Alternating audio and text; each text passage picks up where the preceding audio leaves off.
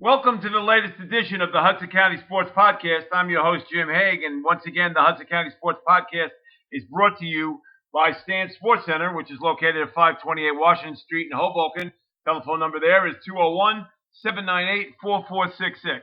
And with me today is a special guest who needs no introduction when it comes to Hudson County baseball because he spent 30 some odd years as the head baseball coach at St. Peter's Prep, but before he was a coach, he was also a great player. He played at St. Peter's, and then he also went on to play at Villanova, and then came back to his alma mater and was the head coach there for I'm counting 33 years, 34 years?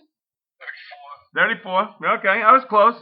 And it is now. Here's going to be the biggest test of the podcast, Joe. Here it is. All right, it's my special guest, Joe Urbanovich, or is it Urbanovich? Now you got to explain that to me. I've known you for 40 years, and it was always Urbanovich. I went to school with your brother. He was Urbanovich, and now all of a sudden I moved to Kearney, and everybody starts saying the name is Urbanovich. So which is the proper way to pronounce your name?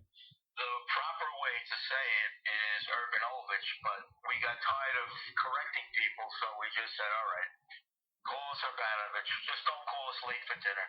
Okay, so the correct pronunciation is Urbanovich. Urbanovich. Urbanovich, yeah. All right. See? I live in Rutherford, but if you go to Wallington and they look at the name, they know how to say it. Okay, because Wallington is full of Polish people, that's for sure. Yeah. I'm not Polish. I'm Lithuanian, but Poland and Lithuanian border each other. That's right. Very close. Very close. I'm half Polish, Joe. So that's you wouldn't think with a last name like Haig that I'm not, but I am. My mother's maiden name was Shipievsky, and Brother Wuss loved me from the minute he got that card that you put your mother's maiden name on the card. And sure enough, I spelled it out correctly, and he loved that to no end. So, anyway. One of the true legends of St. Peter's Prep, Brother Wuss. Loved him totally. And because of my association with him and the Slavic club at Prep, I only went into the jug room once in my 4 years. Once. If I ever got jug, I'd go in. I'd say, "Brother, I got jug," and he'd say, "All right, go buy me the Jersey Journal at lunchtime." So I didn't have to go in. I didn't have to go into the jug room. He took care of me tremendously. So that's great. Oh, loved him dearly. So anyway, all right. So let's talk about your childhood growing up, and what was it like growing up in what part of Jersey City did you grow up? Well, I grew up on Myrtle Avenue. Down in, it was really part of Greenville, but it was like right on the border. Most of my friends went to Snyder, Myrtle Avenue. If you go to Myrtle and Bergen, there's Snyder High School. So most of my friends went to Snyder High School. And I lived on the correct side of Myrtle Avenue because that was the last block that the Greenville Little League accepted kids from. Oh, wow. And there was no such thing as Greenville American or Greenville National back then? It was just Greenville? No. There was Greenville National and Greenville American, and I believe the other boundary was Armstrong Avenue. Okay. And on Armstrong Avenue, Father Joe Parks, and Timmy Hawks. They lived on Wade Street. No, they grew up on Armstrong. Oh, why they did? Okay, I remember because Timmy eventually moved to Wade. Okay, and then they moved to Greenville Avenue. So that they used to live. The Hawkses used to live directly around the corner from me. They lived at I can't think of the number, but they lived on Greenville Avenue eventually. But I knew they lived on Wade Street when I first became friends with Jimmy. They lived on Wade Street. Yeah, his brother Jimmy. But Father Parks and I were on the same Little League team. That's when I first met. See, so that was fun. And Timmy was on What was Timmy's team was the Jersey City Police. Okay. And we were Eastern Motors, and the police always used to beat us. Okay. But they after we finished, after we were 12, a couple of years later, I got down to St. Peter's, and who's there? But Joe Parks, and Joe was a senior when we were coming in. Okay. So, And Timmy Hawks and you the same age? yeah. Oh, wow. Okay. We were in the same class. Timmy was my best man He was your best man at your wedding? Yeah, Timmy introduced me to my wife, Louise. Yeah. Oh, that is a great story. See, I didn't know that. He's one of my boyhood idols. There's no question. I'll tell you what, the best football player I ever saw. Yeah. Well, he was. Well, I mean, I didn't get to see him play football. I only heard stories, but incredibly, when I was a little boy, they had the Tommy Myers trophies in the middle of their living room, like it was the Heisman Trophy, and he got 2 of them. So. Jim, he should have won it 3 times. Really? I'll just tell you that. Why? Yes. What happened the third time? What happened when his junior year? His sophomore year. Oh, sophomore. Yeah, he should have got it, but they gave it to a senior, and it was well deserved. I mean, senior played a very good game, but to me, probably should have got it 3 years. Wow. Well, so anyway, so the two Tommy Myers trophies sat in their living room like they were the Heisman Trophy. And I used to walk into and whenever I would walk into the Hawks' house, I'd go over and I'd touch those trophies and I'd say, oh, I got to get me one of those. I got to get one of those. And then my senior year, when we were losing 33-0 in the pouring rain in Roosevelt Stadium, I said, there goes my chance of getting the Myers Trophy.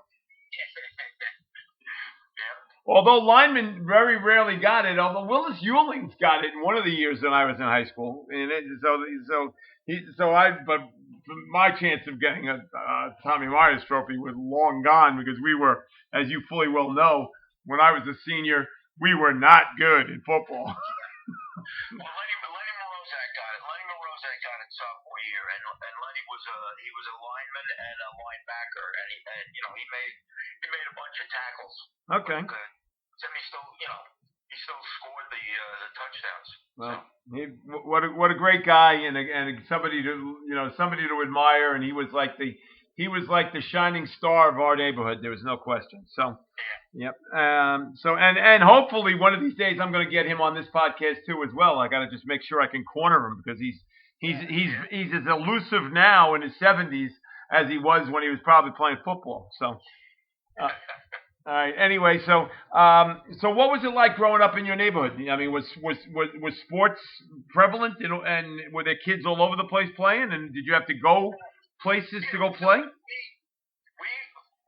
were always playing ball. We were always trying to get the kids to play ball. And we used to play.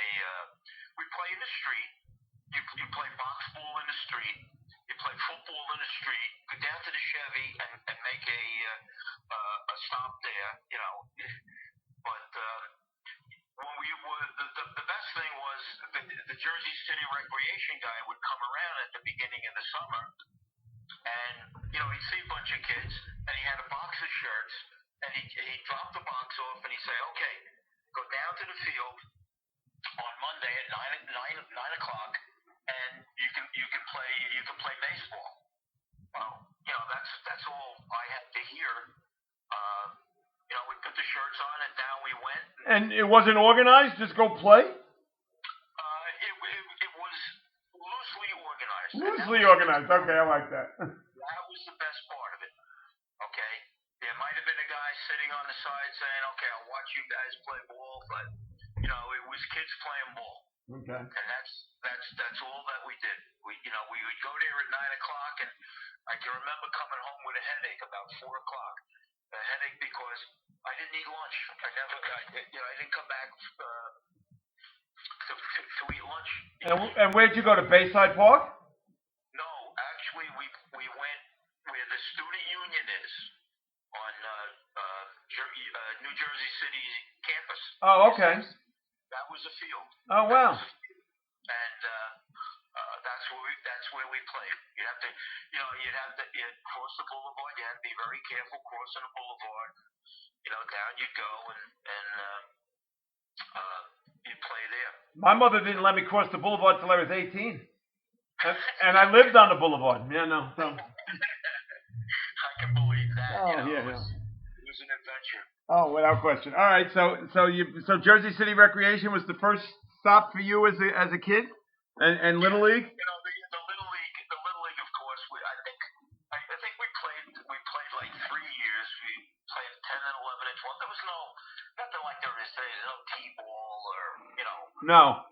minor league or coach pitch or anything like that. You played yourself. And then 10, 11, and 12, we played in the Little League. And then after that, okay, now we were a little older, so now you can cross the boulevard and go play ball. So that's what we did. Now, if you played in Greenville American Little League back then, there were some great coaches.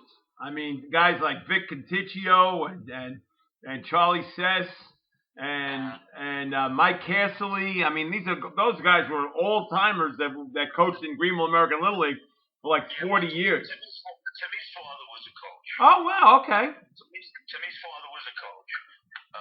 My coach's name was Mr. Jordan. Okay. I think his name was Ralph. He was a black man. And Mr. Stanfield. Those were the two guys that. Andy Stanfield? What's that? Was it Andy Stanfield? No, it wasn't Andy Stanfield. Oh, okay. It's funny. Mr. Jordan was a black man. Mr. Stanfield was a white guy. Oh, okay. Because I was saying Andy Stanfield, being the Olympian, that would have been a thrill and a half, right? Artie Rooney. I don't know if you remember Artie Rooney. No. But Artie Rooney, his father was also a coach. Well, Artie loved to play baseball. He played against Artie in the semi-pro leagues in Jersey City later on. And Artie moved down to Toms River with everybody.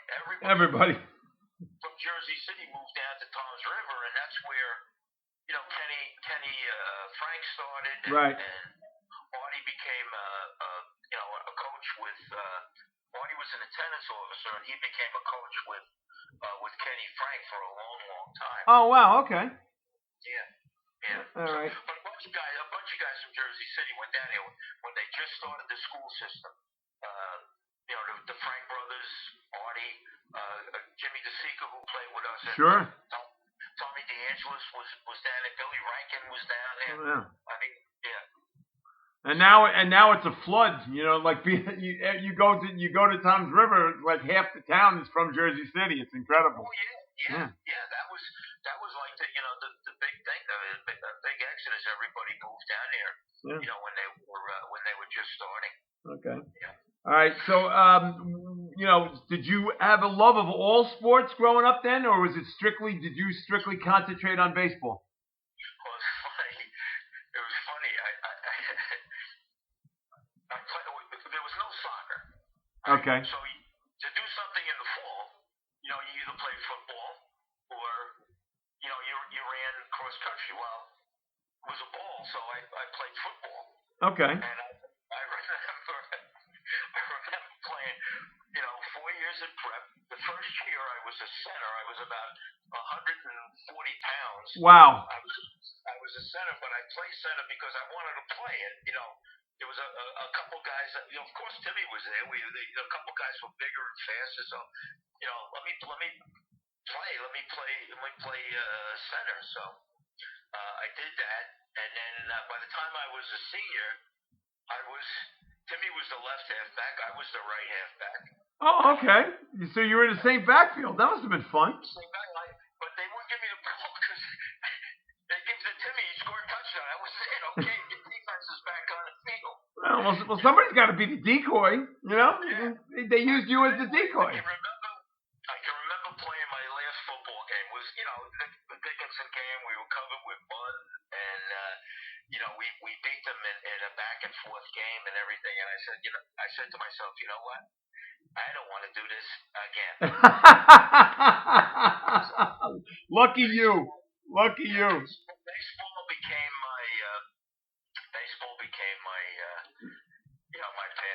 And you took it out, and you had a great career at Prep. And what was that like to play for Cochran as a baseball coach? I mean, everybody talks about what he was as a football coach. What was he like as a baseball coach? Well, you certainly respected him. I mean, because of the reputation he had. And I'll tell you what, I never realized how smart a football guy he was until I came back as I guess I was a freshman in college, and I went up to the press box up on top of Roosevelt Stadium. Okay. I don't know how he got up there, but for whatever reason, he was up there in the press box that day, and he started pointing things out that were going on in the game. I don't even know if it was a prep game. It probably wasn't because he was up in the press box. Yeah, right. But he started pointing things out, and you look at it and you say, yeah, now I see that. I understand that. I got that. Okay. So, when you played for him, you certainly respected everything. Probably didn't appreciate it as much as we should. But it was fun playing for him because, he let you play. Okay. Played when part of the way through my first year there, he played me at second base. I started off playing second base, and let's say first year I played second base, second year I played shortstop, third year I played third base, and then Mel Logan came along and said, look, he said, you can't run the way an infielder needs to run, so if you switch the catcher, I think I can help you out. Really? Yeah. So I said, all right, and everything fell right. Our Billy Rankin was our catcher up until that point, but Billy was a year ahead of me, and he graduated. So did you ever catch before that year, Joe? Probably in that summer after he told me that, after my junior year. That's when I started to catch playing 4B. No, they didn't. We didn't have 4Bs then. Well, really? Wow. Okay. There was like a lull in there where we didn't have it. Oh wow, I didn't know that. See, I tell you, every time I do one of these things, I learn. So there was a lull that there was no 4B baseball in Hudson County. In fact, what was it? A few years later, around when I first started coaching, Ray Bellino, yep, Eddie, Ed Fa, right, myself, we got together and Ray had played it, and he said, "Come on, let's start this thing back up again," and we did. And we had I think we had 4 teams in Jersey City. I think that moved because it moved up to 6 teams, right? There was a. It really was by neighborhood. Yeah. We had Mike Zadroga was in there. Right, absolutely. Right. Yeah, we had what do we have? We had Greenville. The Greenville Giants. Yeah, the West Side, the Jersey City Red Sox. There was Journal Square. There was it wasn't Washington Park. There was another Heights team. Heights, yeah. But I mean, it was all geography. Yeah. Yeah. Then we started. It was downtown. So every section had players, and I'll tell you what. I mean, it was great because there was like maybe 15, 16 kids on every team. Yeah. 15, 16 kids on every team. There were 80 kids playing baseball from Jersey City. Yep. Now you can't imagine that now. No way. No. That was a great baseball league, and that's where I got introduced to the Fox. The thing I remember about high school baseball was every team had a number 1 pitcher. Yep. There were good players at every single school. We played Dickinson. They had Ray Weber. Yep. You played Ferris, Frank Conti, Snyder. Kenny. Did you face Kenny Galbraith? It's funny. Kenny and I were on the same Babe Oh my God! How fortunate was that? Well, we were 14 years old. All right, we were 14 years old, and they had just started the Greenville Babe Ruth. Okay. And I got put on a team with Kenny. Well, Kenny was a good ball player. I mean, he played center field and he pitched. I was still in the infield at that time. Oh, so you didn't get to catch him then, huh? Oh wow. Okay. No. Now, okay, now we're 14. Okay, now we go to high school, and I'm reading about Kenny. You know, so the first time I get up against him, the first pitch, boom, right down the middle, strike one. Okay. I think I fouled the second pitch off. That's good. That's not bad. You can tell that, you know. Then he threw me a curveball that I had never seen before, and that was strike three. And I said, "Where did he get that pitch?" Because he didn't throw it. He didn't throw it in the Babe Ruth League. Yeah. And then the following year we were 15. And we were all set to go to the Babe Ruth World Series, except we never got out of Jersey City. I mean, we had a great group of guys playing when I was 15 in the Greenville Babe Ruth League, but we lost the district thing to Pershing Field. Wow. And you know what? I haven't been disappointed much in playing baseball. That was the biggest disappointment of my young life. Wow.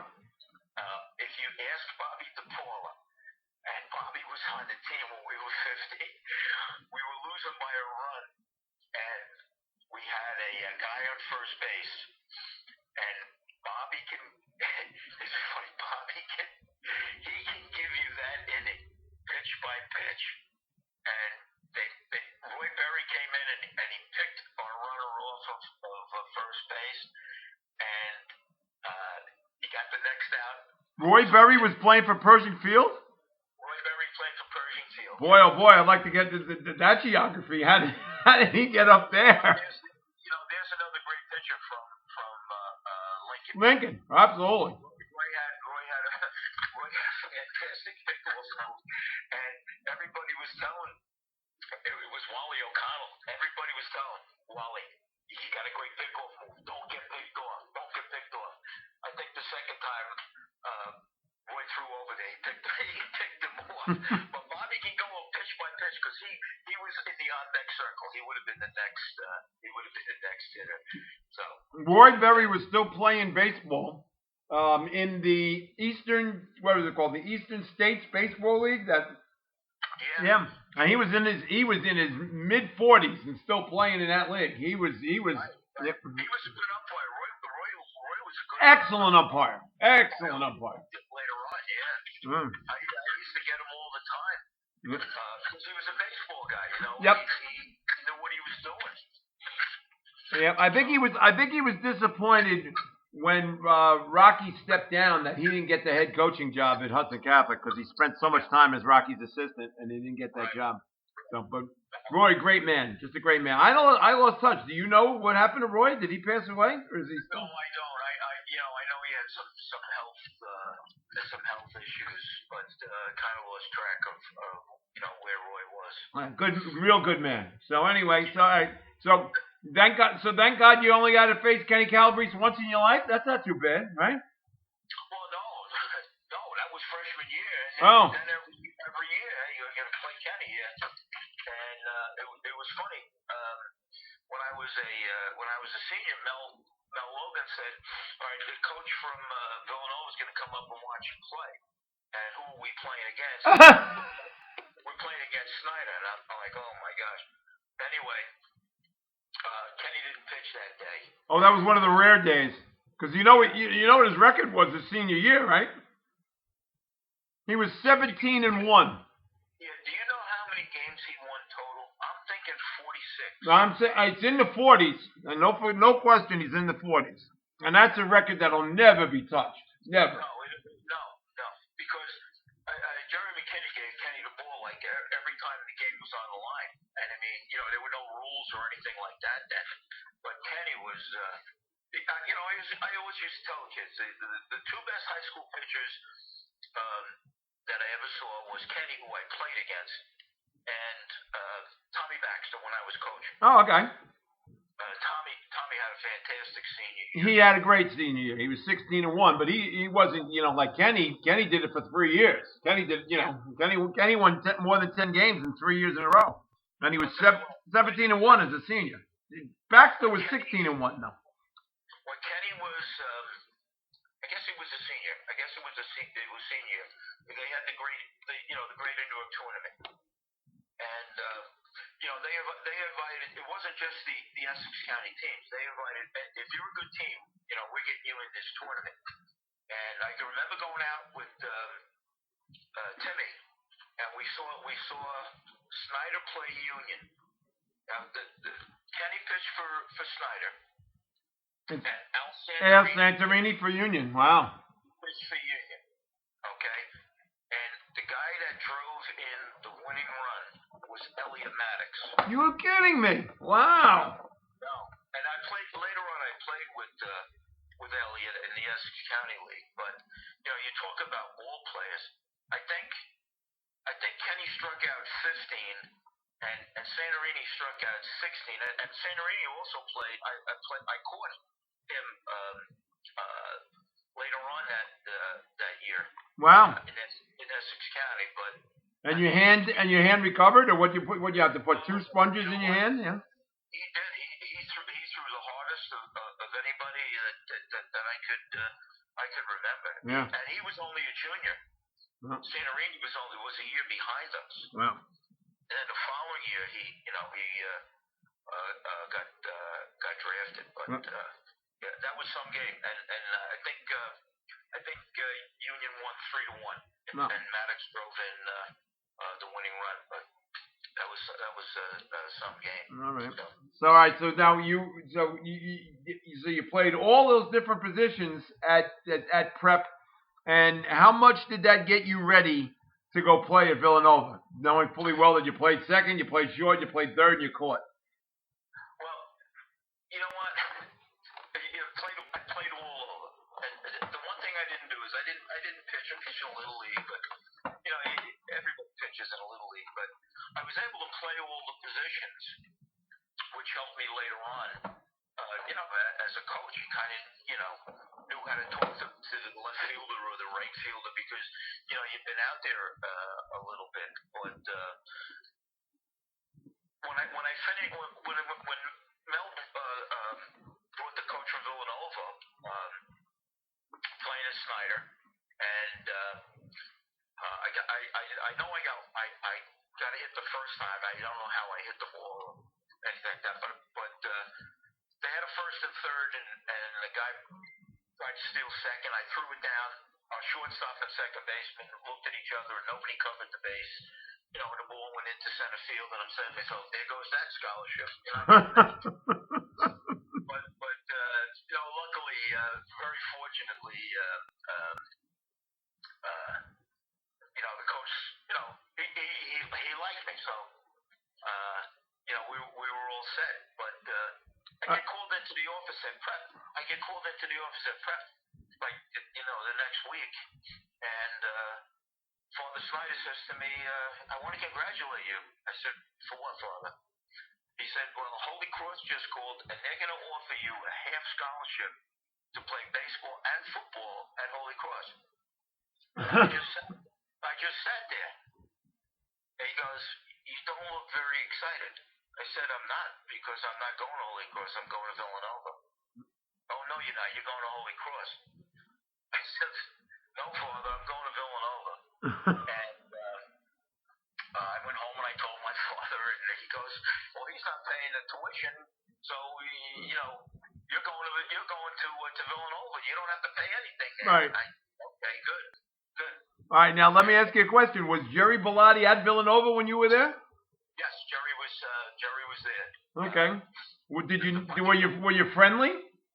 As friendly as you are now? You're neighbors now. Were you as friendly in Actually, we're more friendly now than we were. I figured that. Yeah. Yeah, but Jerry was.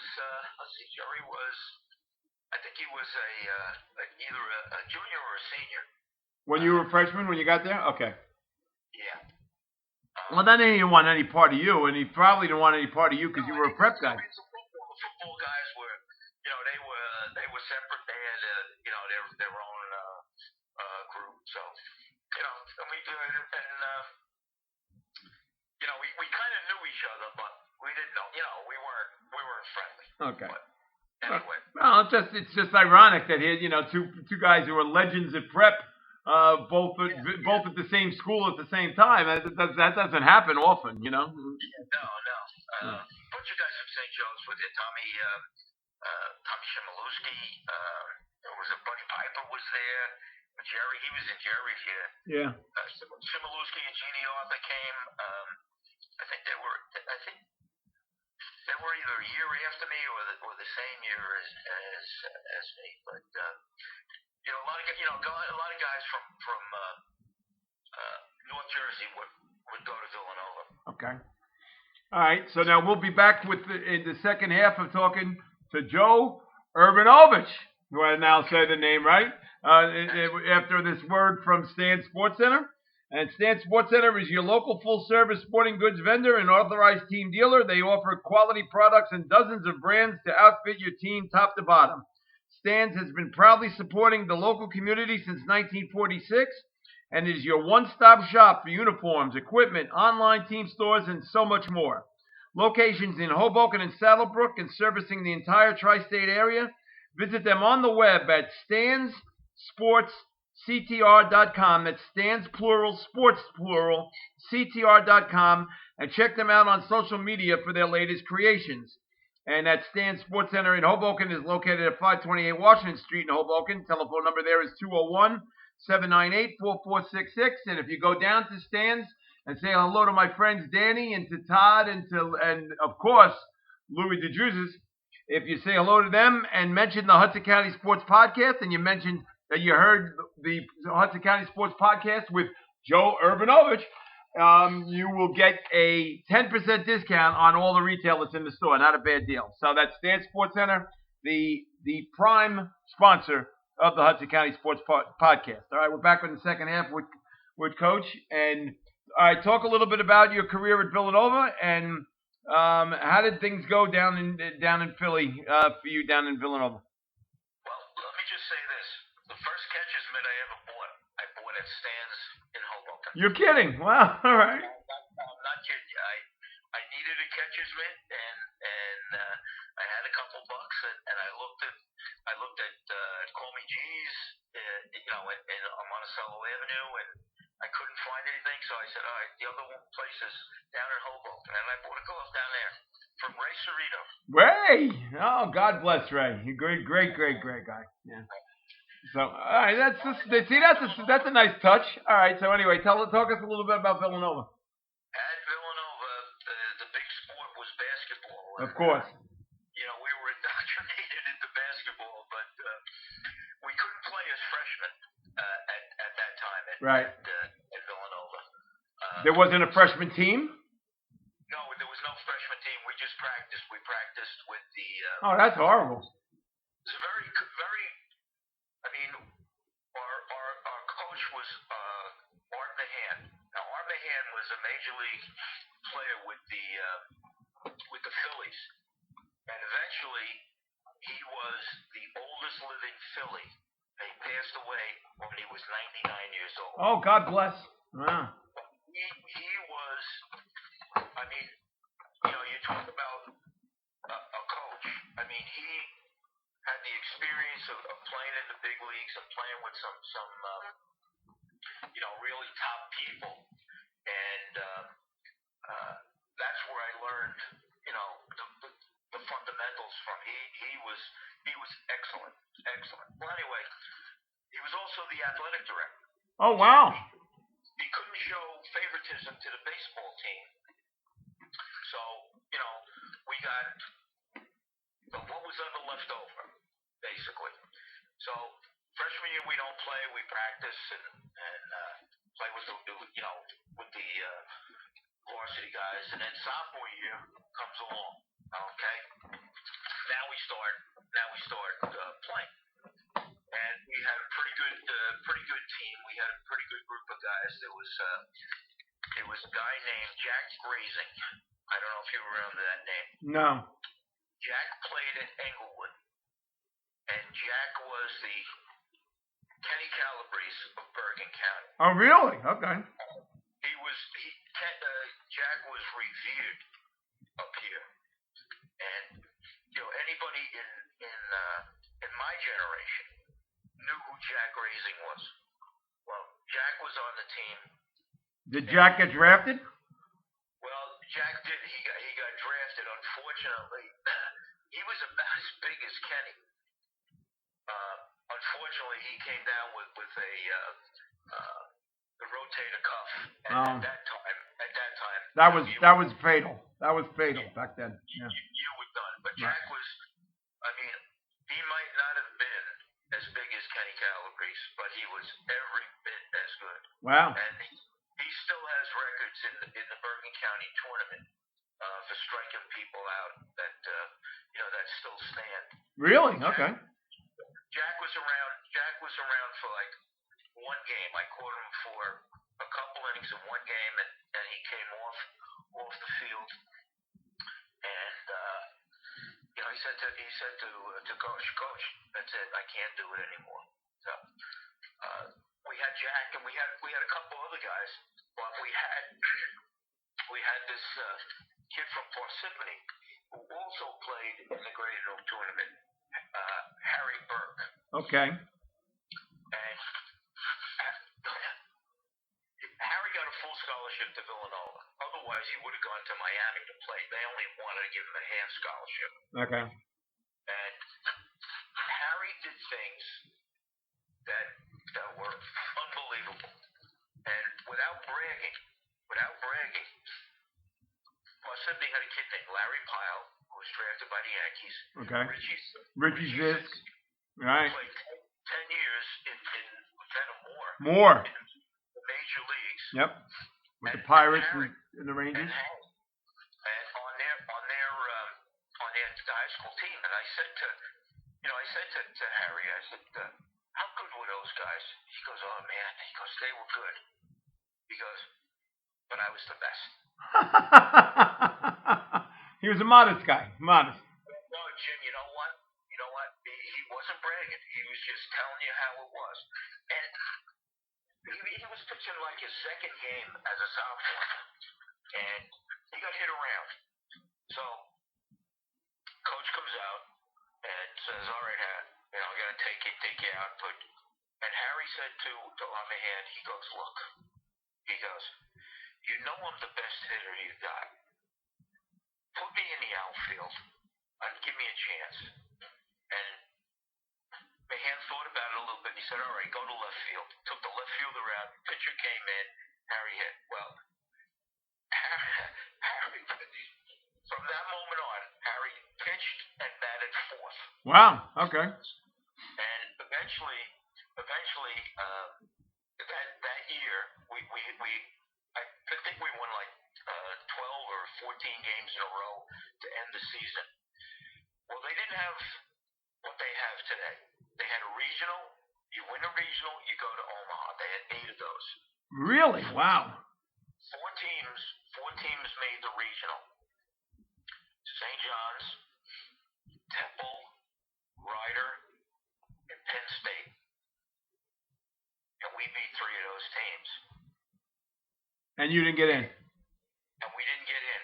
Wow. We didn't get in. In fact, Harry pitched, I think he pitched those 3 games. Wow. I think he won those 3 games. Well, anyway, we didn't get in. We have a reunion 40 years later. And now, Art wasn't able to come because he was already in his 90s. So look, the assistant there, Larry Shane, who eventually took over for Art. Okay, Larry, give us the deal. Why didn't we get the bid? Because I hate to tell you this, but it was all because of finances. Oh, man. They didn't want to put you up for another week, on campus. So you get ready for this regional. Well, the guys are, guys are like, Live it. okay, so now you're not going to get another dime from me. Right. Okay. When you ask for money, but that was disappointing. But we would have won a couple games, but we weren't deep. We were just like we only had like 15 or 16 guys on the team. Okay. But we did that, and then we had what do we have? Did you have a chance to play pro ball? Who's that? You.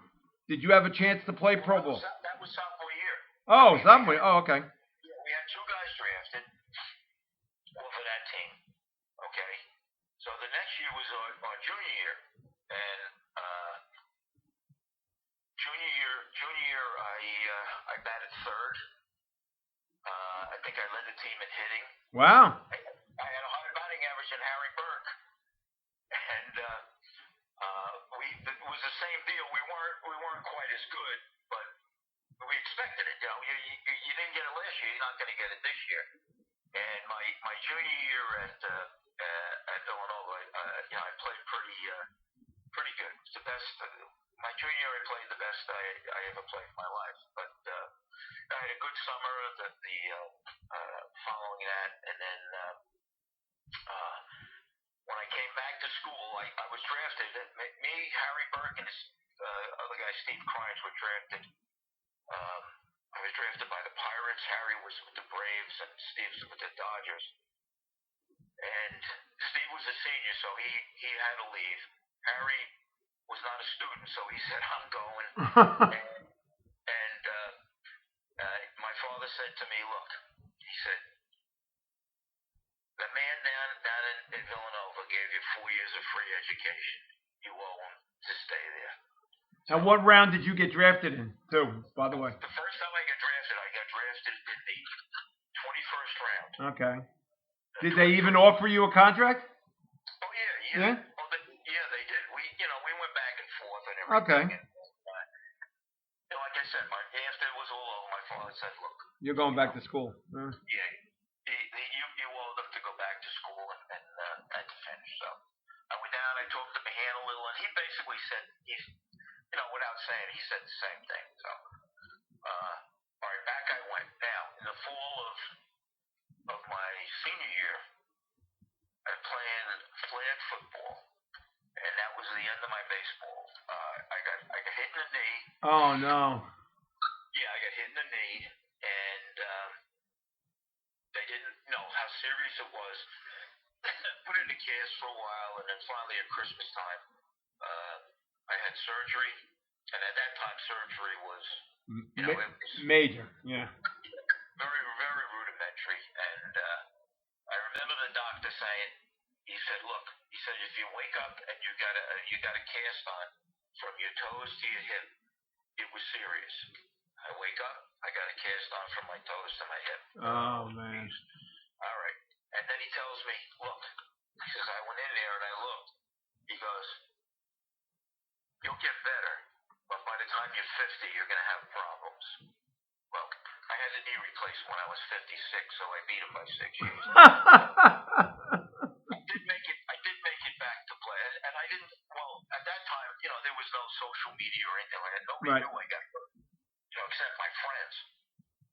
They had the January draft, and in the January draft, based on what I did in the summer, they had what they call the secondary draft. Okay. And I was drafted by the Cubs in the first round. Wow. The secondary draft.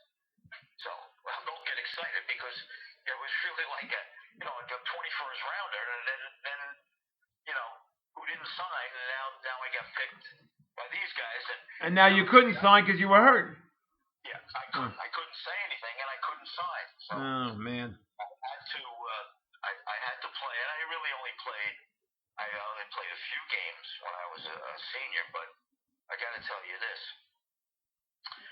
I was like 0 for 15 coming back. I was 0 for 15. I mean, not facing a lot of pitching, and it just wasn't ready. So we're playing St. Joe's. Now, you know about the Villanova St. Joe's rivalry? Absolutely, yeah. Okay. So here I come in the Villanova St. Joe's game, and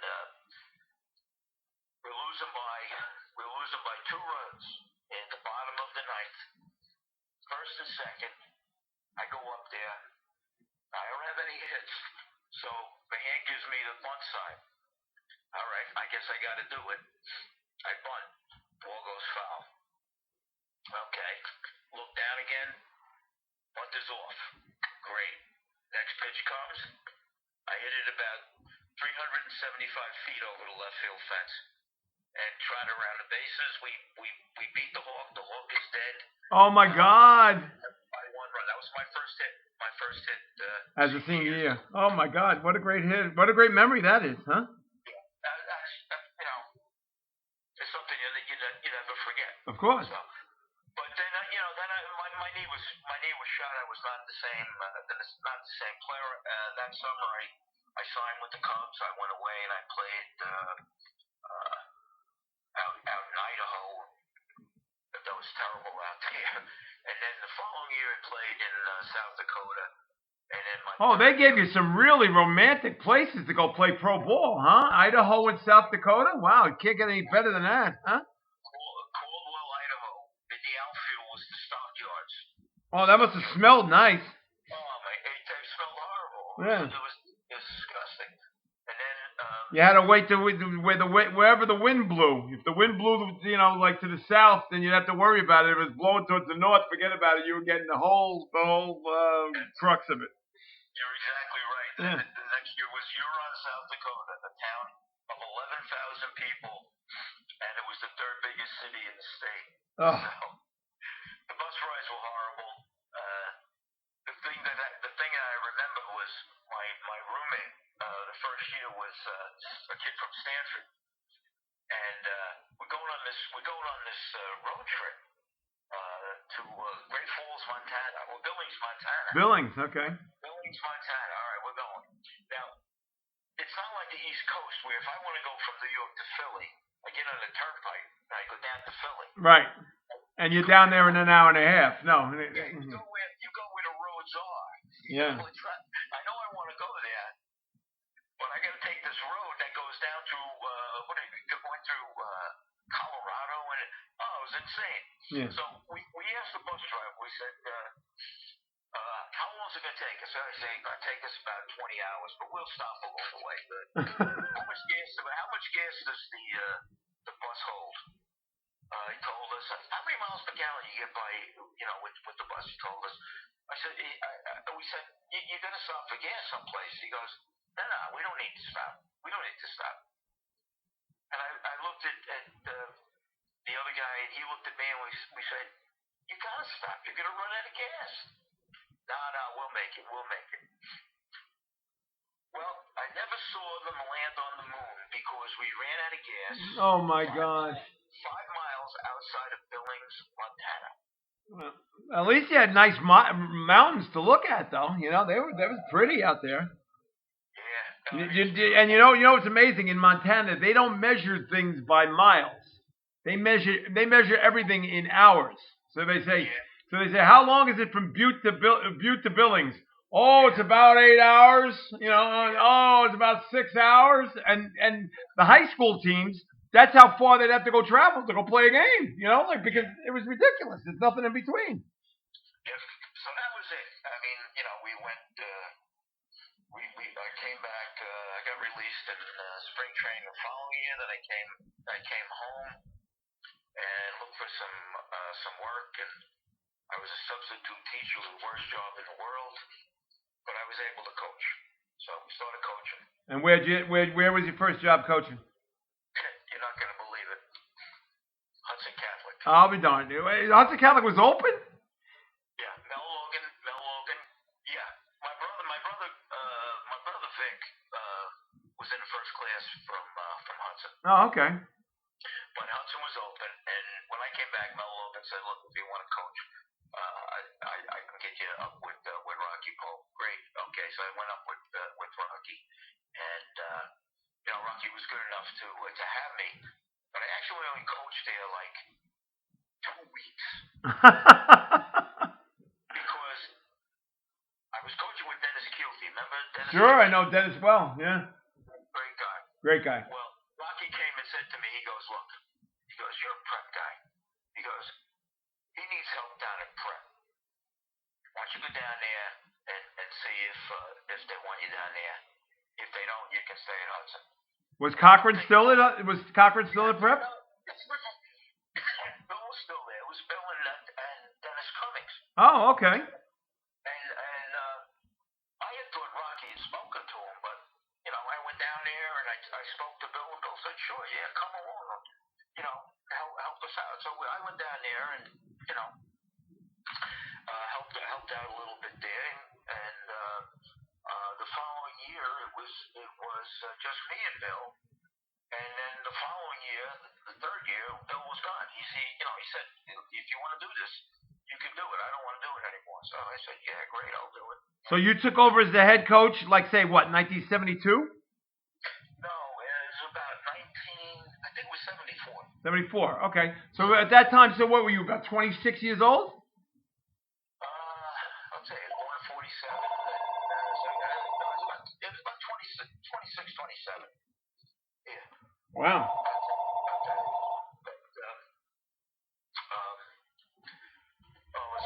The first game I ever coached, Jimmy Wallowitz pitched a no-hitter. Is that true? Really? Oh yeah. Jimmy pitched a no-hitter. We were playing Union Hill, and it was about 35 degrees. We were at Old Colony Field, and it was so cold they started a fire in a barrel. On the inside of the field, they started a fire in a barrel, and Jimmy pitched a no-hitter. That was my first game coaching.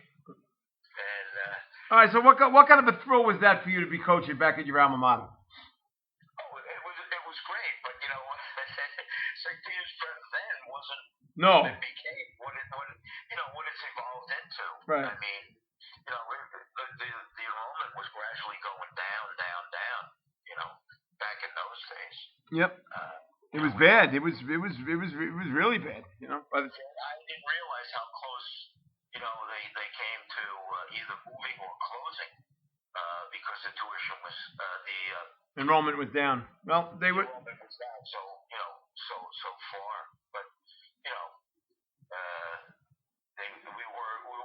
we were okay. We won more than we lost for a few years, but the football was down, and it's just blah. Yeah. Thanks for the reminders. Thank you for the reminders. That's my years. So thank you. I contributed to that to those down years. My freshman year we had. Was Cy Lawrence your coach? Oh God, yeah. Oh God. I had Cy for 2 years. You could ask your brother about how great Cy was. And then we had Willie. I don't think your brother played for Willie. I did. But yeah, no. Wait a minute. Willie was there for 2 years. So Willie was Cy for 2 and Willie for 2. So I love Willie. Don't get me wrong. I absolutely adored Willie. But I remember my father. My father, when that was like my first year, or I was assistant still. I remember my father going to Fathers Club meeting, and Cy Lawrence was speaking, and he came home to me, and he said, "Do you know this guy Cy Lawrence?" And I said, "Not really," because he just predicted an undefeated season for the football team. oh, you're kidding me. That was the year that you guys didn't win any games. No. Because the worst year that he had was 3-6. So the year that we didn't win any games, that was when Willie was the head coach. That was when I was there. That was the first year we were with. That was. Yeah, well, it was Cy Lawrence, and he predicted an undefeated season. Yeah, we went 3-6. We went 3-6. And your brother Bobby was on that team. I'm pretty sure that was Bobby was on that team. Played for Cy. Bobby was on that team. Yeah. He played 3 years for me. Yeah.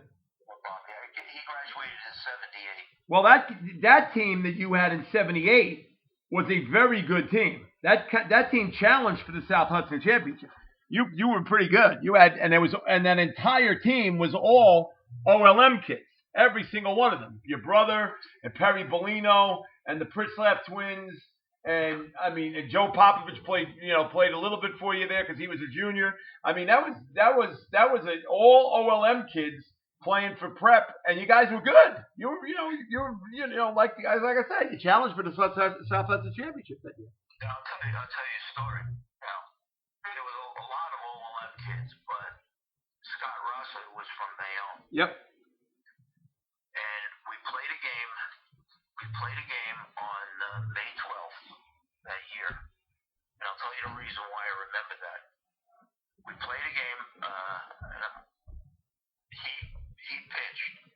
It was a comeback into him. He jumped up, and he came down. He fell down on the ground. He tossed it over to first base. Okay, we got him out. Came off the field. It was toward the end of the game. Anyway, he threw a couple more batters. Now, I go home, and May 12th is my birthday. So I'm having a piece of birthday cake, and the phone rings, and it's Scott's dad, Ed Rossiter, who was I believe he worked for the prosecutor's office. Correct. And he said to me, Joe, he goes, his arm is broken. I said, hey, what do you mean his arm is broken? He said, Scott's arm is broken. I said, what do you mean? He goes, remember when he jumped up? I said, yeah. He said he came down, he banged his elbow on a sprinkler head. Oh, what field? In Roosevelt Stadium? In Roosevelt Stadium. Oh, yeah, my was a God. sprinkler head sticking up, and Scott came down and broke His elbow. his elbow and cracked the bone in his elbow. Yeah. And, we had Perry. I mean, Perry we had two number one pitchers that year, Scott and Perry. Yep. I mean, they went back and forth. They were very good. And then you had the two kids that were in my year that were good pitchers were Mike Glennon and Harry Pawson. They weren't bad either. Glennon and Pawson. Eventually, they had to pitch. Yeah.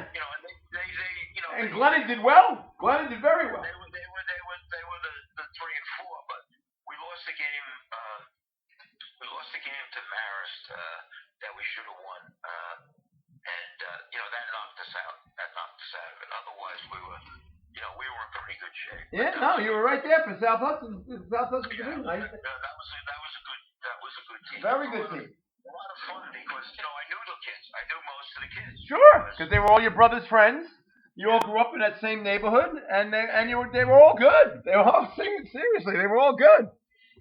Around 1980, I guess it was about 1980, because the next year was Mike and Harry. They pitched, so they were, they kept us. Yeah, we weren't bad. We weren't that good, but we weren't. The baseball team was the best team of our senior year. Because you held it much. You had like Mickey Chuck and Mike Kennedy and Kenny Sisk was a junior, and I'm trying to think who else was on the team. Harry and Glennon were good pitchers, and that team wasn't bad. They weren't good, they weren't great, but they weren't bad. So. Yeah, but I remember in 1980, come ahead to 1980. We played St. Joe's West New York the first game, and St. Joe's West New York was very good at that time. They beat us 20-0. There was no 10 run. There was no 10-run rules back then. No. So they beat us 20-0. Okay. Well, who we playing tomorrow? Memorial. Oh God. They beat us 22-0. Oh. And I remember talking to the kids after the game, saying, we played a lot better today than we did yesterday. We got to take it from here and see if we can, do a little bit better. So whenever my coaching sons say that they have it tough, I tell them that story. No tougher than what I had back then. The West New York double. That was it. Yeah. Oh boy. All right. So, but things got better for you, and in 1988, you broke the drought, and you won the South Hudson Championship in '88, and I just remember John Hester being in left field, chanting over and over again, 1958, and as the game's going on. I said, why are you chanting 1958? He goes, that's the last time we won a county championship. I said, no, it's not. That's all they heard was about this '58 team. But I think they actually won in '69. Right? Yeah, no, they won. But Hester was chanting it the whole time as you guys were. I forgot who you beat late in the season to clinch the South Hudson Championship. And St. Anthony. That's right. Yeah. And he's going 1958, and he's chanting it in left field. And I'm going. I said, what in the world are you chanting that for? And he goes, that's the last time we won a county championship. I said, no, it's not. So. Yeah, we did. But then who do we have to play? Memorial. Not the number one team in the state, the number one team in the country. In the country, right? Yeah. We play Memorial, and they cleaned us up in Union City. Yeah, well, Raul pitched a really good first inning, and then was in trouble after that. That was all. So. Yeah. Well, we had played them during the season too, and they beat us. They beat us during the season, so I knew this could be monumental if we can hang with them, in this game. Yeah, no, that was a great high school team, and something we'll never see again ever in Hudson County. So, but all right, but did that give you the impetus to think that maybe that you turned the corner and that here comes the better things are coming for you in that direction? Not really. Oh, okay. Not really. I mean, we always like on the cusp. We were only on the cusp. We had great games with against Hudson. Trying to beat them, but we were always like just lacking something, whether it was a pitcher or a hitter or something like that. But we were always pretty good. Not great, but pretty good. The next thing I remember is us. We beat Hoboken when Hoboken had won, all those games in a row. 60 in a row, yeah. Yeah, they won a pile in a row, and Billy Zavodka pitched against them and beat them. We were down at played them down at Caven, but then they came around the next go around, and I think they knocked us out of the county. The playoffs. Yeah. So. When was that? Like 91, right? Yeah, 91, 92. Yeah. All right. So, but you had then you got a good run. You won like what? 5 out of 6 years, right? Yeah. Then we in '94 we had a very good team. We had Ryan Mercier and Mike Salkowitz. Right. It was funny. Paul's playing a state tournament game the other day up at Ramsey. Now Ramsey has a guy named John Ponchak. I don't know if you know that name. Okay. John coached Ramsey. Yeah, no, he was the coach of Ramsey for years and years and years. Ponchak. Yeah. And the field is named after him. Oh, okay. So I had met him a few times, and we went to I was at the game. So, we started talking back and forth. Well, John, after he left Ramsey, he volunteered over at William Patterson. That's right. Right. And, he had Jackie Baker. Right. He had Danny Suarez and a couple of the Jersey City guys. And he says to me, "Do you know Jack Baker?" I said, "Yeah, John. I coached Jack at St. Peter's and Danny Suarez. He played at St. Mary's." And I said, "I'll tell you something else too." I said, "You see the umpire behind the plate?" He goes, "Yeah." I said, "I coached him too." He started laughing. He goes, "Do they know that?" I said, "I don't think so, but they don't need to know that." It was Louis Vega. Louis, okay. Louis did the game behind the plate. He did a nice job. There were no complaints. They did pretty good. So, but all right. So, and then what years did the boys play there? What years did you get a chance to coach? Nicky and Mike. What years were they? Let's see. 98, 99, 2000. Okay. 98, 99, 2000. They came along, and then. And what was that like for you? To talk a little bit about coaching your two boys. Well, it's good, because I grew up with them. We practiced and played all the time, and I was always helping the guys the Babe Ruth or whatnot out with them. So, that was, it was good. I remember talking to this guy, Larry Ennis. Now, Larry was Sure. also a big time coach up in Bergen County. And when they were going to high school, and I said to him, Larry, I said, here's what I got. I got, two boys. They're going into high school. They can stay in Rutherford, or they can come down and St. Peter's with me. I said, I know your sons played for you. And he said, you know why they played for me? He says, because I don't live, he coached in Emerson. He goes, I don't live in Emerson. He lived in Westwood or something. Right. And he said, I always had this philosophy. Why should I let them play for a jerk when when a bigger jerk can coach them on the side? He said, no, I never thought of it that way, Larry. I said, I think I'll try that. So, that's what we did. And, we had some good, we played up at Del Martin when they were seniors. Right. And we took infield and outfield, and the grass was real long in the infield. It was real long. And trying to hit the ball, through the grass, the ball is like getting stuck in the grass and dribbling out. So I said to the kids, look, I said, you got to play up. The ball's is not gonna get through this grass. So you got to play up, at least 2 steps, maybe 3 steps. Okay. First batter gets up, dribble it to shortstop, doesn't get through the grass, can't make a play. The next guy gets up, same thing.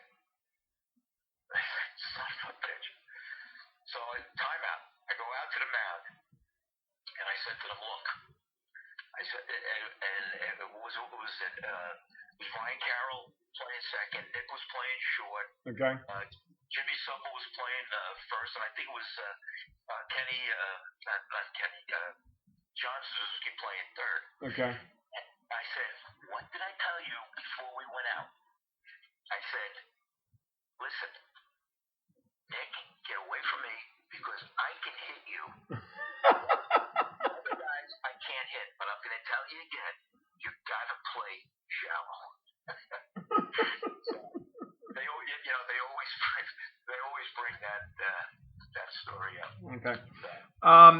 Early in your coaching career, you had to face a little bit of adversity when you lost your son to cancer, and then later on, about 10 years later, you had to face adversity again when you lost one of your favorite players, Jeff Cachel, to cancer. What was that like as a coach and as a father to lose a child and then to lose somebody that you were so incredibly close to?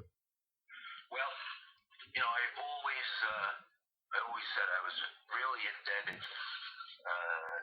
to Connie Gallagher because at that time Connie was my assistant coach, and back then there weren't as many fields, and you always had to make do with what was around and everything. And we spent a month in the hospital with Joseph right off the bat, and I said, Connie, a lot of times I'm not going to be able to make it. Can you just keep them busy? Well, I would call Connie up, and I would say, okay, how'd it go today? Good, coach. I said, what time did you finish? 6:30. I said, Connie, 6:30. That's like an hour more than I would do it myself. Yeah, but I wanted to work them. I wanted to work. And we got through that. And I had mentioned that I was eternally grateful to Connie for all the work that he did at that period of time in my life. And how old was Joseph when he passed? Like 7? No, he was 4.5. 4.5. I'm very sorry. Yeah.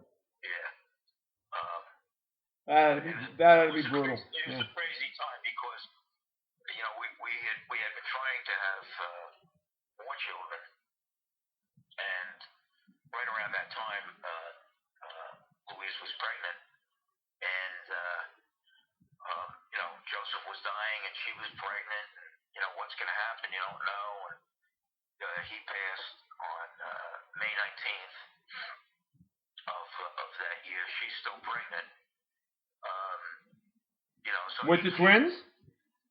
Well, we didn't find out until the beginning of July. Oh, wow. Okay. We found out at the beginning of July that it wasn't one, it was two. What they were, boys, girls, whatever, we didn't know. Right. They just, we didn't realize until they were born that it was two boys. But that kind of kept your mind off of the troubles that you were having, because you had other things that you had to think about. Right. And then what was it? The passing of Jeff Kachel and just to watch the battle that young man went through. What was that like for you? It was horrible because I had been through it, and we were practicing. We were practicing in the gym at that time, and Jeff came up to me after practice one day. I hope I can get through this, Jim. Okay. And he said to me, Coach, I can't come to practice tomorrow. I said, okay, Jeff, what's up? He said, I have to have this lump on my neck checked out. Oh, gosh. When I saw that, it was a lymph node, and of course, being a little bit familiar with what goes on, I just said, oh my God, no. And, he went to the doctor, and that night, Butch Kachel called me and told me, they knew it was the non-Hodgkin's? Yeah, non-Hodgkin's lymphoma is what he had, right? That was it. Well, yep. I didn't want to say anything, but the day before, I kind of knew. So, Jeff had to go through. Oh, words can't describe the how close I was to Jeff and to Butchie and to Pat, and just what poor Jeff had to go through to try to even just to survive. Like the treatments with the frozen needles, and they had to drop his body temperature down to like 70 something degrees, and he'd be freezing, and they'd have to hold him with the blanket, and while he was in the hospital or he was getting the shots, and it was just it was just unbelievable to watch that poor young man go through what he did. But then we thought for a while that he beat it, and then he came back and played for you that spring. Go ahead. Let me tell you that story, and I know I'm not getting through it. Okay, so for whatever it's worth, he went through that that whole period of these treatments. Yep. Now he's a senior. He's gonna play. Yep. Okay, I'm gonna play. All right. We went down to Gateway Field. At that time, we had Gateway Field, and I was driving the van. Kids were in the van. Okay, we get out. We put our stuff on the side. I said, okay, let's see if we can take 2 laps around Gateway, and we'll get started. Okay, so they all start jogging off. Here they go. By the time they got halfway through the first lap, Jeff is falling behind. Right. By the time they passed me the first time, Jeff is very far behind. So by the time Jeff got to me, I said, hey, Jeff, come on off to the side.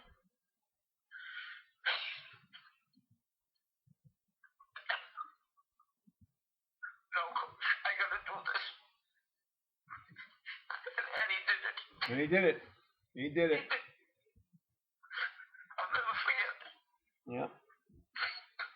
He what a great kid, and I remember writing a story about him, about his comeback, and I was like really happy that he was on the field, and he just looked at me and he said, yeah, but you know what, Mr. Haig, I can't hit.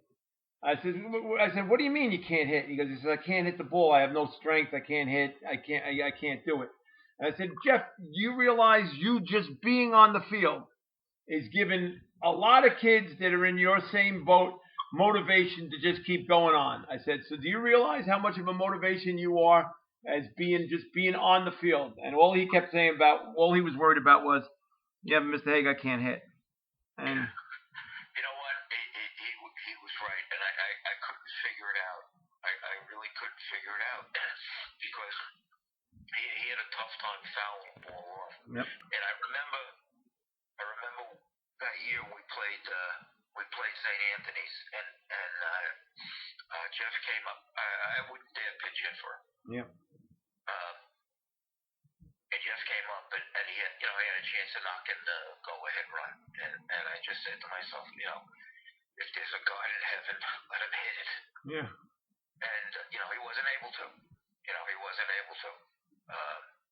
Pastor got a hit later on in the game and won the game, but he gave it his all. He gave it his all. So 100%. And then one of the last times when he was in school in college after he graduated high school, I saw him up at Pershing Field, and in typical Jeff fashion, hey, Mr. Haig, how you doing? I said, what's going on, Jeffrey? And he goes, you want to see my scar? And he pulled up his shirt and he's showing everybody. Oh God, I don't want to see that. Yeah. He kept his. Oh, such a humor the whole time. The thing that I remember about Jeff, and I often said it to myself, is all this kid wanted to do was be a normal teenage boy. That's all he wanted. All he wanted to do, and he had to put up with this, these treatments and everything else. And he never complained. That's the most, other than that when he said to me, Mr. Haig, I can't hit, he never complained about how sick he felt, how bad he felt. Never once he complained. And I love that boy like words can't describe. And we just lost Pat about 6 months ago. And Brian got remarried and he's got a little baby. And so they're doing really good, and Brian and his wife are doing really good in North Carolina. I drove Father Rosado to the burial. Yeah. So I was there for the burial of Pat. But I'm gonna make you laugh now. I know you were a little sad, but I'm gonna make you laugh. And this is my favorite Butchie story talking about Jeff. Okay. Well, you remember Jeff used to work in the video store up on the boulevard, right? And one time, and Jeff must have been about 13, 14 years old. And one time Butchie came home, and there's this girl in a bikini laying out on the deck, right? And Butchie loses his brain. Goes, Jeff, who's this woman that's out there in a bikini on my deck? He says, oh, Dad, that's my girlfriend. Butchie said, oh, no, it's not. She must have been about 18, 19 years old, and Jeff was like 14. Oh, yeah, she's my girlfriend. Yeah. Well, I'll tell you another story about Jeff. Never said anything to Butchie and Pat. But Bob Harris, this guy Bob Harris was my assistant at the time. Yep. No. And he was he taught at Lincoln. Right. So we're playing, and it might have been the game that we clinched. Whatever game it was. Anyway, he comes up to me. He's got something in his hand. I looked down. I said, "What the hell is that?" He goes, "It's Playboy magazine." I said, "We're in the dugout, Bob." He goes, "Yeah, Jeff was reading it." I said, "Put it away. Yeah. Just get rid of it. Put it away right now." But all I did was I just turned around and looked at him and shook my head. Yeah. What a great young man. God bless him. And I still miss him to death. And it's been, he died in '89, so it's it's over 30 years ago. I mean, I can't forget him. That's how just great of a young man he was, And I went to Sloan with the FA to go visit him. I must have been there about, 10, 15 times. He was just a great kid. There's no other words to describe him. He was one of my all-time favorite kids, and he was a Jersey City Comet. Without question. St. Peter's, and then he was a Jersey City Comet. My friend Father Miller. Yes.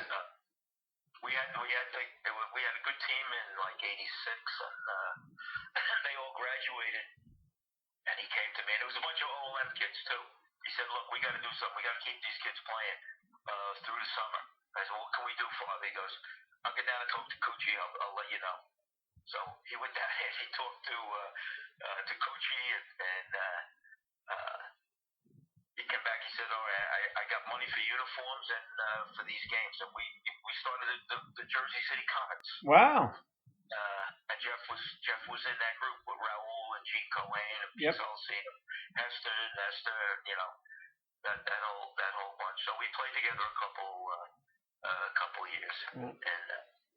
And that's a great bunch that you had there. You just mentioned a whole bunch of. I coached my sons. I coached my nephew. The most fun I ever had coaching was with that group. Right. Was with that group of guys. They were unbelievable what we did together, because it wasn't only through the high school season, it was in the summer too. Sure. We also played. And there was a special bond with those kids that you can't even. Hester. Oh please, Hester! What a piece of work. Yeah. What a piece of work. Spadora. Oh, Pete Spadora. Oh please. Oh gosh. He was my assistant one year. How'd you survive that? Well, I got stuck and I ran into him. I said, "Pete, you want to help out?" "Yeah, Coach, I'm not doing anything." So, all right. We played North Bergen, right? And after the game, we're shaking hands. He is wrestling in uniform with the assistant coach from North Bergen, like play wrestling in the dirt on a home plate. Because they had wrestled against each other. Right. In high school. And I said, Pete, you can't do that. Right. You have to get up. Oh, what a nut. Absolutely. All right. So then, when did you start to realize that you were coming to the end of the run? And did it hit you overnight, or did it hit you before the season started? When did it? And what year was that? 2007? No, 9. 9. Okay. I was teaching down at prep, and I was getting older, and just the routine of being in the classroom, going to practice, getting home later.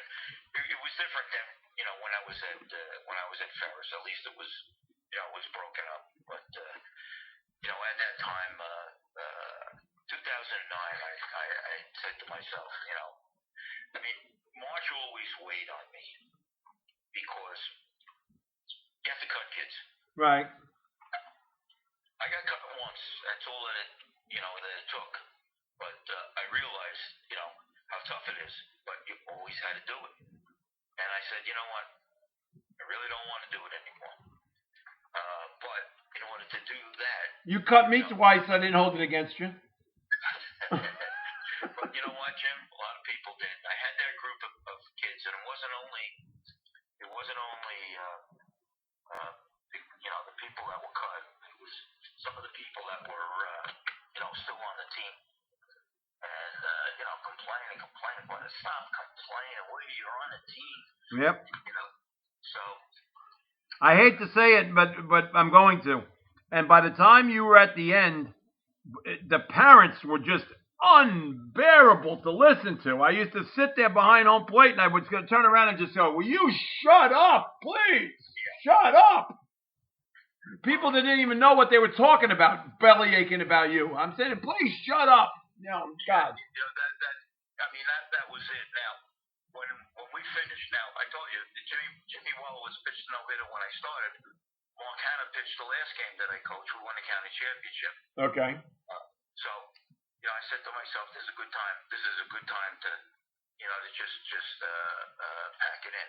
But just to show you the quality of the people that I was dealing with at that last game, we had 20 kids on the team. Okay, 7 people came up and said, "Congratulations, coach. Thanks." All right, there were 13 other people that weren't happy, but we won the county championship. So I said, you know what? To heck with them. Yep. I did what I had to do. But just think about this. My teams won 583 games. Okay. That's an amazing number when you think about it. Well, it's a nice number. Not 900 like Kenny Frank. No, but yeah, but then you don't have 4. You didn't have 4 baseball fields to play with either. In your backyard. The next milestone was 600. Well, I can get to 600, but is it worth it? Yeah. Is it worth it? Because I had a bunch of juniors on that team, and I said to myself, you know what? I don't want to go through this nonsense again.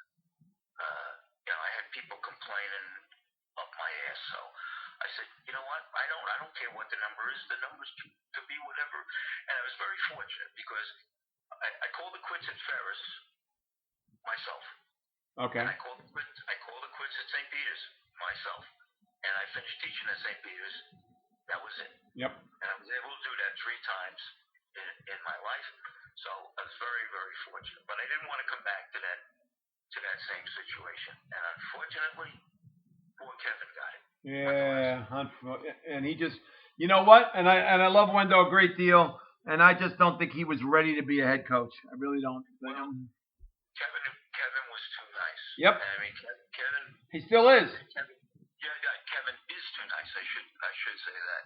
And I went down and one game.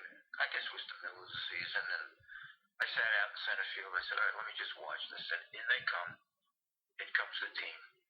And, with the exception of maybe 2 or 3 guys, they were not fun kids to be around. No.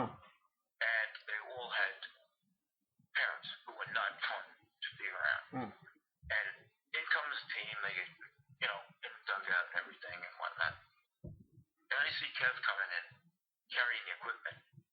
Now, that never happens. That should never happen. Never happen. We never carry the equipment. We assign who's carrying equipment. You got the equipment, bring it in. Oh, you forgot it out in the car? Well, go out and get it. Stuff like that. But Kevin was, he was too grateful to have that. He was too nice to them, and they needed somebody to be on them all the time. They weren't a fun group to be around. No. And I still think, although I don't know many of the kids, I used to sit there and watch those games, and I'd get livid listening to the parents. Livid. I don't know how you did it. I really don't know how you did it. That was a lousy group of people. Yeah. That was a lousy group. Parents were terrible. So, all right, but anyway, you went out on top. You went out on your own terms. You won 583 games. You won a bunch of county championships. You went to the state sectional finals a couple of times. It's a Hall of Fame career. And how much do you look back at it now? Oh, and let's talk a little bit real quick. All right, you have 2 sons, and now they're both respective head coaches at 2 different schools in Bergen County. One's the head coach at Ramsey. The other one's the head coach at Westwood. Don't ask me which one's which, because I still don't know which one's which. I'm only kidding. I know I could tell them. I could tell the difference between the 2 of them now. But how great is it now that you can see that your legacy continues on with your 2 boys now being the head coaches at the respective schools at Westwood and at Ramsey? It's very rewarding, and I hope some of the things, and I know some of the things that I taught them, they put into practice. They call me, after every game, and this happened, that happened, the other thing happened. We talk about it. I'll ask them a question. Why'd you do this? Why'd you do that? They give me an answer. I don't tell them you have to do it this way. because that's the way I did it, and I wasn't perfect. I realized that. So, but it's fun. It really is. So. And you mentioned that the two boys played head to head against each other this year twice. Twice, yeah. Yeah, and one won one game and one won the other, right? One the other, yeah. Okay. And what was that like as a dad to sit there and watch those games and not being able to show any bias towards one over the other? It's tough. Huh? It's tough.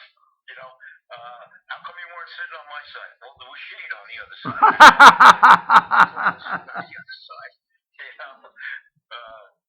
Stuff like that. But they understand. You can't do. You can't do both.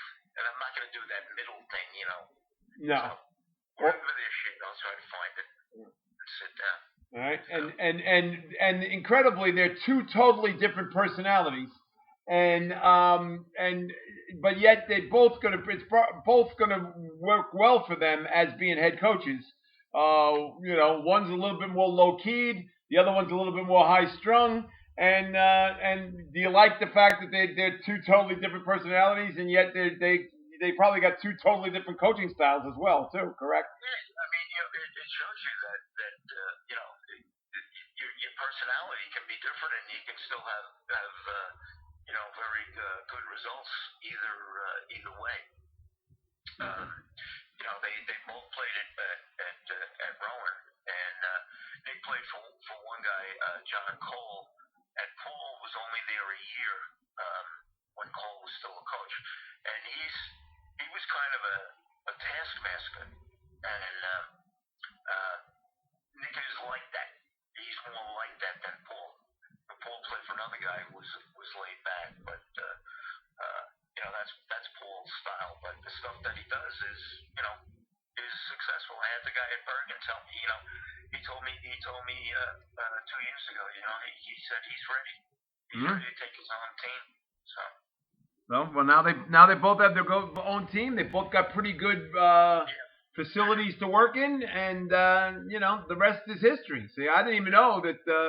I knew that Nicky was at Westwood. I had no idea that Paul was the coach at Ramsey. That's just a great thing. That's beautiful facility. Nice. Oh, you can't beat that. It's a hell of a lot better than Old Colony Field. What do you think? A lot better than Old Colony. Right. So. His kids don't pick up rocks. Yeah, no. Or glass. Glass was the best thing at Old Colony. Or the. So I remember picking up the shell casings at the Gateway. Yeah. Honestly. I know. I was at Gateway once when it was a whole Ferris. It was Ferris against St. Anthony's, and they were throwing bottles from the roof at the kids as the game was going on. And Hogan took his team off the field and said, "I'm not putting them out there." Incredible.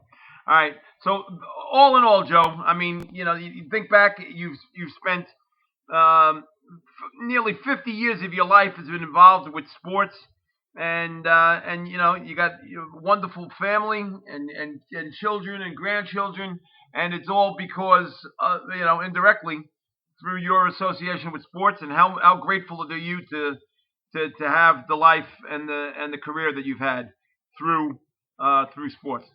Well, I mean, it was all through sports, that whatever I have, whatever I've done, that's where I achieved any success. Timmy introduced me to Louise, but at the time I guess I was like 26. I was going in for another knee operation on my so-called good knee. Wow. And I said to her, "Why don't you come and visit me in the hospital?" And she did. So, I was very fortunate she came. She said, usually I wouldn't do something like that, but I just had this feeling, so that was good.